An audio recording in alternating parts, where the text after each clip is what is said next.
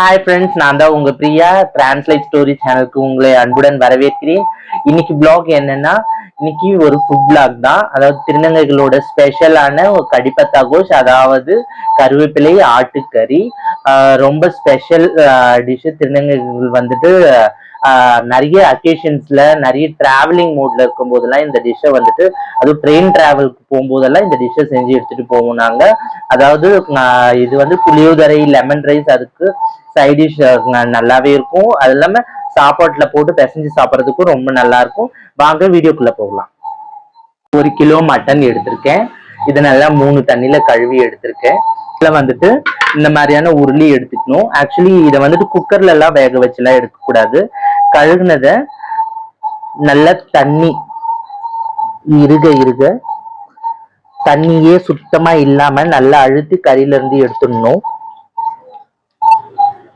எடுத்துட்டு இந்த பாத்திரத்துல போட்டுக்கலாம்.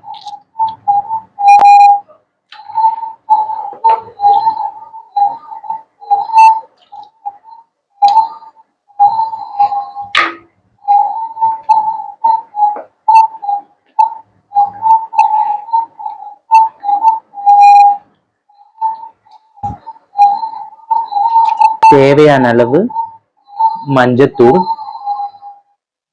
1 கிலோ கறிக்கு 1 ஸ்பூன் வெறும் மிளகாத்தூள், தேவையான அளவு உப்பு,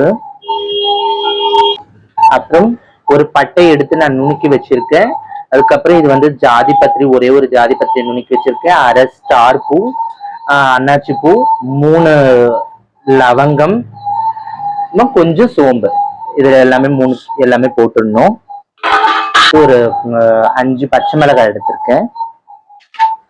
தக்காளியை வந்துட்டு 5 கழுவி வச்சிருக்கேன். இதுக்கு இந்த கறியோட டேஸ்ட் வந்துட்டு தக்காளி தான்.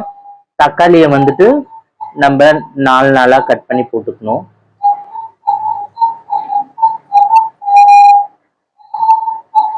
தக்காளியை வந்துட்டு எப்பவுமே மேல இருக்க தலையை எடுத்துட்டு சமைங்க. ஏன்னா வந்துட்டு அது பெரியவங்க சொன்னது, சயின்டிபிக்கா அப்படின்னு எனக்கு தெரியல. கல்லு வரும் கிட்னிலன்னு சொல்லுவாங்க. அதனால அந்த தலைய எடுத்துட்டு பண்ணுங்க.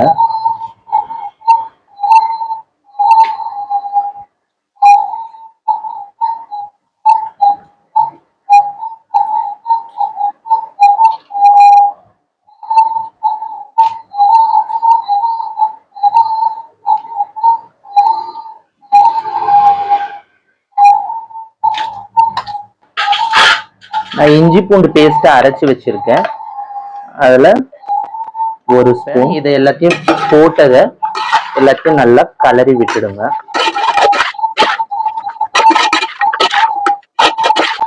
இப்ப நம்ம அடுப்புல வச்சு இதை வேக வைக்கணும். முக்கியமான ஒண்ணு, நம்ம வந்துட்டு இதை தட்டு போட்டு மூடக்கூடாது. அதாவது அந்த தக்காளியோட தண்ணியில அண்ட் அந்த மட்டனோட தண்ணியிலேயே அது வெந்து, அது மறுபடியும் அந்த தண்ணி சுண்டி வர வரையிலும் நல்லா வேக வைக்கணும். கறி நல்லா வெந்துடணும். ஓகேங்களா?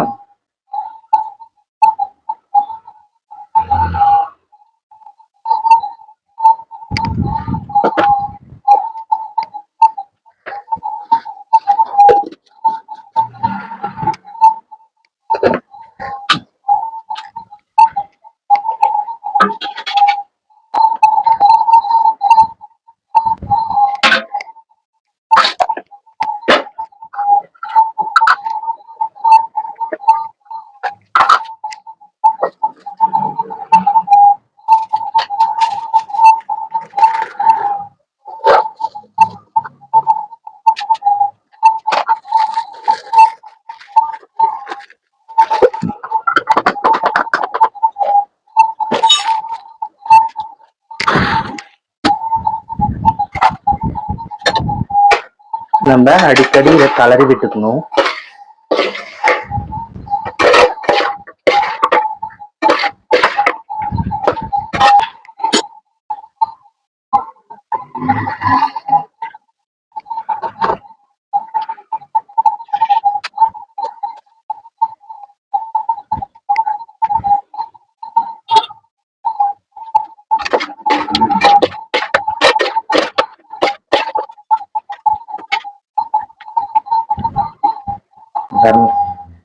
தண்ணி விட்டுருக்கான் கறியோடது. இந்த தண்ணியிலேயே கறி வெந்து இன்னும் தண்ணி விடும். இந்த கறியிலேயே தண்ணி வேகும், அந்த கறி வேகணும். அதுதான் டேஸ்டே. அந்த தக்காளியோட எசன்ஸும் இந்த கறியோட எசன்ஸும் ஒன்னா மிங்கிள் ஆகி ஒரு டேஸ்ட் கொடுக்கும்.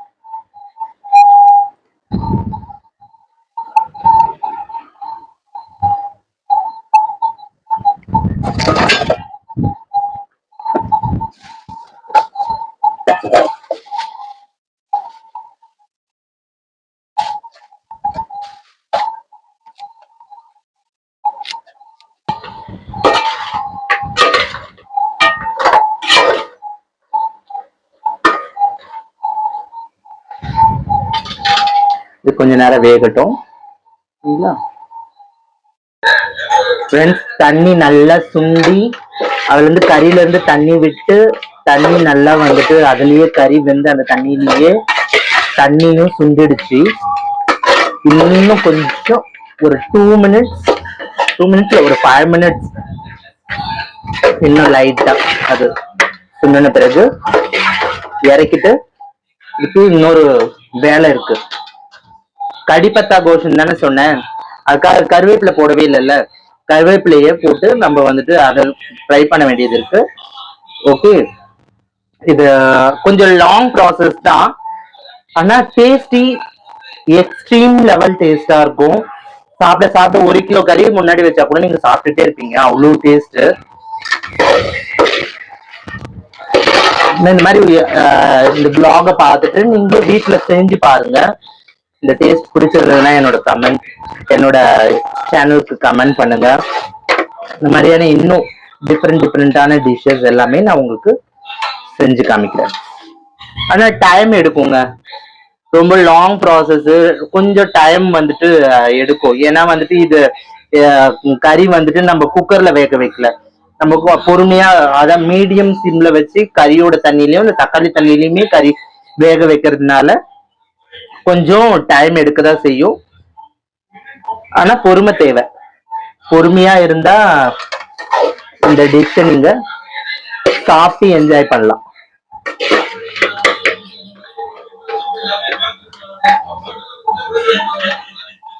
வெந்துடுச்சு கறி.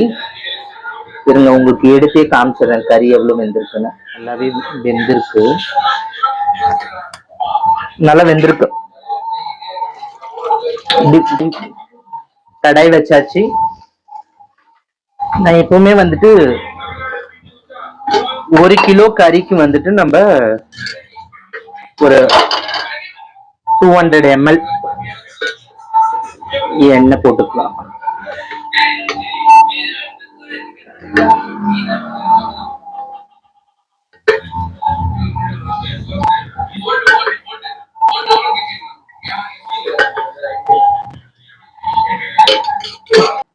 எண்ணெய் காஞ்ச உடனே நான் வந்துட்டு பாருங்க, பட்டை 1, 5 லவங்கம், கொஞ்சம் சோம்பு வச்சிருக்கேன். வேகறதுலயும் போட்டிருக்கேன், தாளிப்புலயும் போடணும்.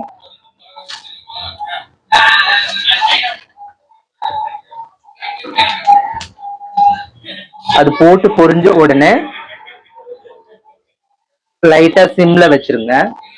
வச்சுட்டு 2 கைப்பிடி அளவு கருவேப்பிலை,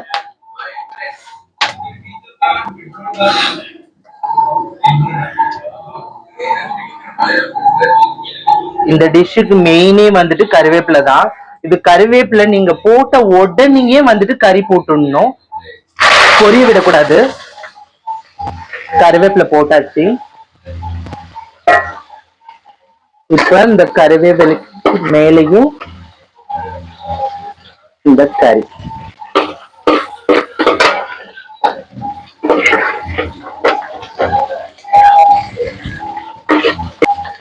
இப்ப இந்த கருவேப்பிலையோட டேஸ்டா இல்ல மட்டனோட டேஸ்டா, 2 பேரும் போட்டி போட்டு சண்டை போட்டுப்பாங்க. கருவேப்பிலையும் மட்டனும் நான் தான் டேஸ்ட் கொடுப்பேன், இல்ல நான் தான் டேஸ்ட் கொடுப்பேன்னு. இங்க அந்த மாதிரி டேஸ்டா இருக்கும். அந்த தக்காளி, அப்புறம் அந்த ஸ்பைசஸ், மட்டனோட அந்த தண்ணி எல்லாம் சேர்ந்து அந்த கருவேப்பிலை அந்த பொரிஞ்சும் பொரியாம எல்லாம் சேர்ந்து ஒரு டேஸ்ட் கொடுக்கும்போது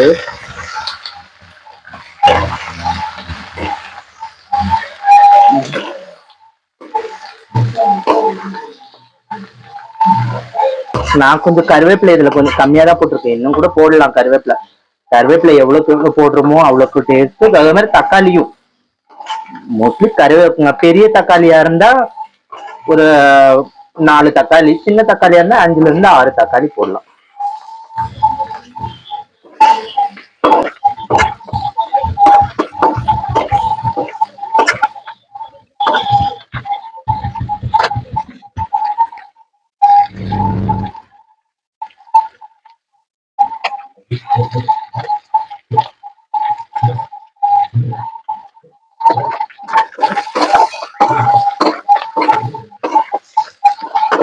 இந்த மாதிரி செய்யற சிக்கன் ஆகட்டும் மட்டன் ஆகட்டும் நீங்க வந்துட்டு ஒரு 2-3 days கூட டிராவல் நம்ம வந்து ட்ரெயின் டிராவல் பண்ணுவோம் இல்லைங்களா, ஒரு 2-3 days இருக்குங்க டிராவல்லாம். அது மாதிரி டிராவல்க்கு எடுத்துட்டு போனா இது கெட்டும் போகாது.